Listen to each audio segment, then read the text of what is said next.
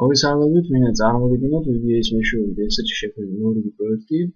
პროექტი შექმნილია იმისათვის, რომ განახორციელოთ საწყობში არსებული მარაგის რაოდენობრივი და თანხმობრივი კონტროლი, ასევე მოვახდინოთ აღრიცხვა ყოველი მიღება რეალიზაცია უკან დაბრუნების ტრანზაქციისა და მოწოდებებთან მართლობი ანგარიშწორების კონტროლი. პირველ რიგში განვიხილოთ საწყობის გვერდი, როდესაც ჩვენ ვამატებთ გვაქვს შემთხვევა, როდესაც ახალი მოწოდებიდან ვაქვთ ან ახალ პროდუქციას ვამატებთ ახალი კოდით, ვიყენებთ relax, ავსებთ შესაბამის მონაცემებს, დავუშვათ მოწოდებელი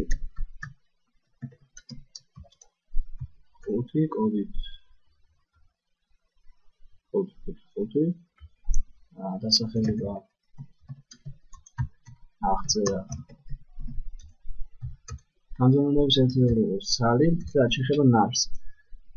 როდესაც ამ ფაილის გამოყენებას ვიწყებთ მიმდინარე ბიზნესის დროს, ანუ აქტიური ბიზნესის დროს, საჭირო შევიყვანოთ არსებული მარაგები თავისი საწესი საბოლოო ნაშთით და სულ ამ შემთხვევაში ვიყენებთ აი ამ გრაფას, დავუშვათ ფაილის გამოყენება დავიწყებთ ჩვენ მაღაზიაში და შევყავს სწორედ ეს მოწოდებული შესაბამის მონაცემებით, რომლის ნაშთი რაოდენობრივი არის 50 ერთეული, ასაღები ფასი, საშუალო ფასი იგივე არის 2.5 და ამატოთ დაემატა. შემდგომ თუ მე იგივე მოწოდების შესახებ უკვე სხვა კოდით შეყვას მონაცემი, უბრალოდ ვახდენ ამის რედაქტირებას, თუ ახალ მოწოდებებია ვაჭერ აი ამ ფუნქციად ამ გრაფას და დასუფთავდება ყველა შესაყვანი მონაცემი. გადავიდეთ მიღება რეალიზაციის გვერდზე, სადაც როგორც ვიკითხავთ, ვახდენთ უბრალოდ აღრიცხვას მიღების რეალიზაციის თუ განავრუნების ტრანზაქციას, მოვახდინოთ ამის ილუსტრაცია. თავშად მივიღებთ საქონელი 777 კოდით, შეივსო ენტერის დაჭერის შემდგომ მოწოდებელი პროდუქციის დასახელება, პროდუქციის აღწერა და განსაზღვრება. შევიყვანოთ რაოდენობა, ამ შემთხვევაში 10 ერთეული, შეივსო ერთეულის ფასი და თანხას დავამატოთ. დაემატა იგი მიღების გრაფაში, გამოვიყენოთ ახლა უკან დაბრუნების შემთხვევა, 777 შესაბამის ინფორმაცია შეივსო. დავუბრუნოთ უკან 5 ერთეული, დავჭერთ ენტერს, შეივსო ერთეულის ფასი და თანხა. მონაცემი დაემატა უკან დაბრუნების გრაფაში და მოვახდინოთ უკვე რეალიზაცია აღნიშნული საქონლის, რაც დარჩა 5 ერთეული, ვაჭერთ ენტერს და დამატებით იგი ემატება უკვე რეალიზაციის გრაფას. ეს არის უბრალოდ ტრანზაქციის გამოცვლა.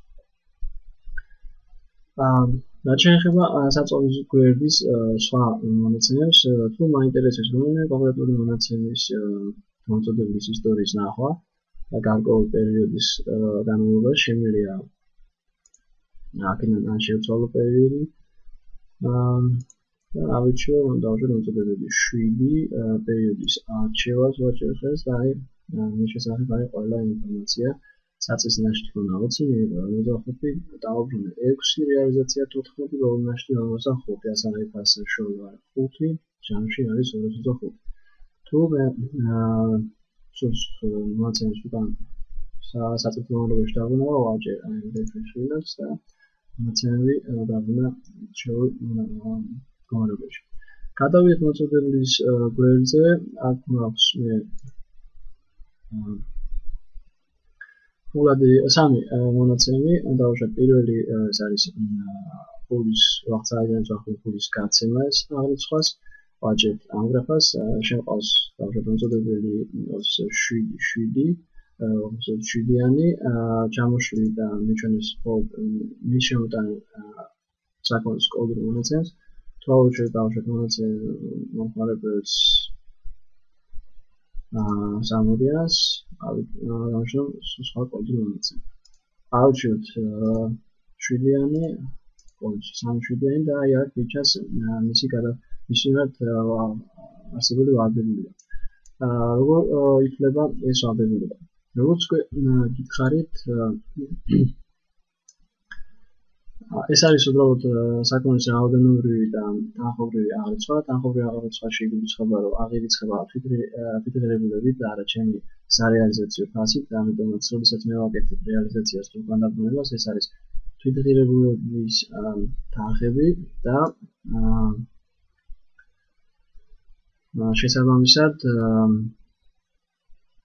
აი ამ გრაფაშიც იწერება სწორედ ის მონაცემი, რომელიც რეალიზაციაც მოახდინე და ჯერ არ გადამიხდია, ანუ ჯამში როგორც ხედავთ აქ არის 50-70 არის რეალიზაცია, ხოლო გადახდის გრაფაში გადახდილი მაკროცი შესაბამისად დარჩა 50 არის მისმა ვალდებულება. გადავიხდი კიდევ ერთხელ 20 ლარს დავამატებ ამ ტრანზაქციას, დაემატა 20 არის გადახდილია და თუ კიდევ ერთხელ მოვიდროებ გადახდას, გამოჩნდება, რომ დარჩენილი 30 ლარი. ეს კარგია იმის საკონტროლებლად, რომ არ შევცდე რამდენი მაქვს მისმა ვალდებულება დარჩენილი, ან ზედმეტი ან ნაკლები არ გადავახადო და ყოველი გაურკვევლობით თავი ნავიდე. ნახოთ კრედიტორების ველი, სამშაბათი მონაცემი. აი აქ ავტომატურად ჩამოიშლება ყველა იმ კრედიტორების შესახებ ინფორმაცია, ვისთანაც მაქვს რაიმე დავალენება. დავაჭერთ კრედიტორების ჩვენებას. ხოლმე წინაშე მაქვს დარჩენილი ვალდებულება, აქ არის ინფორმაცია ამ მოწოდებებზე, კოდი, პროდუქციის ჯამური მოწოდებული პროდუქციის ღირებულება, რეალიზებული აქედან რამდენია, გადახდილი რამდენი მაქვს და სულ რამდენი მაქვს თანხა დარჩენილი. როდესაც ვაჭერებ წარსულს, მონაცემი წაიშლება, არ აქვს მნიშვნელობა არის ერთი სტრიქონის მონაცემი თუ რამდენიმე. გადავიდეთ ისტორიის გრაფაში, აქ უკვე შემიძლია ავირჩიო ჩემი სასურველი პერიოდი და ავირჩიო მოწოდებელი, დავუშვათ 7-იანი, დავაჭირო ისტორიის ჩვენებას და აი აქ გამომიშლება ყველა ის ტრანზაქცია, მიღება, უკან დაბრუნება, რეალიზაცია თუ გადახდა თავის შესაბამის თარიღებით, რომელიც მე ქონდა ამ მოწოდებლის მიმართ, ანუ ამ კოდით დავუშვათ 27 თარიღით, რომელიც ეჭვით მოხდა ყველა ეს სადემონსტრაციო გატარების და დაფიქსირება ამ კოდით პროდუქციის ამ დასახელებით, ამ აღწერით. მივიღე 30 ეთეული 5 ლარის ფასად, ჯამში 150, შემდგომ მოხდა მის რეალიზაცია, ისევ მიღება, უკან დაბრუნება რეალიზაცია. ანუ აქ არის ყველა ის სასურველი ინფორმაცია, რაც შეიძლება დასჭირდეს და მოითხოვს როგორც მოწოდებელმა, ასევე ჩვენი სურვილისაა, რომ მოხდეს ამ ყველაფრის გადამოწმა. თუ რა თქმა უნდა, სასურველია, რომ ფაილის დიდი მოცულობით გაზის შემთხვევაში ეს ინფორმაცია არ დავტოვოთ, იმიტომ რომ რა თქმა უნდა იკავებს ადგილს და ის ფაილის ზომას, ამიტომაც სასურველია თუ მას წავშლით მომდევნო აუცილებლობის წარმოქმნის დრომდე. რაც რა თქმა უნდა ფაილის ზომას შეამცირებს და მასთან დამაშინ მუშაობას უფრო ეფექტურს გახდის. ეს არის ახალი პროექტი, რომელიც უნდა წარმოვედგინა, თუ მოგწონთ დააკომენტარეთ და უახლოეს მომავალში მივთავაზებთ სხვა პროექტებს. ალბათ